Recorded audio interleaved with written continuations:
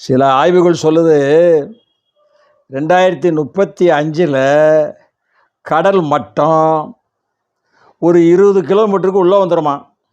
அப்போ கால்வாசி சென்னை, பெருநகர சென்னை மூழ்கிவிடும்.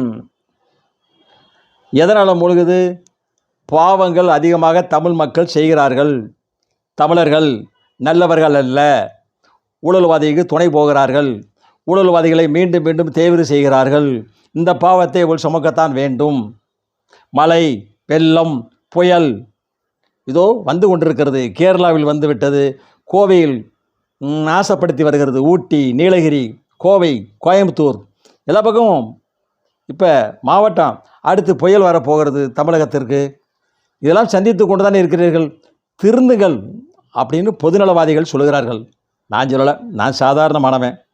மக்கள் சார்பாக அவங்க சொல்கிறத உங்களுக்கு சொல்கிறேன். மனசில் வச்சுங்க. வேற ஒன்றும் வருத்தப்படாதீங்க. உங்கள் மேலே என்ன தப்பு இருக்குது? பாவம், நீங்கள் ஏழைகள், நலிந்தவர்கள். உங்களால் என்ன எதிர்த்து பேச முடியுமா?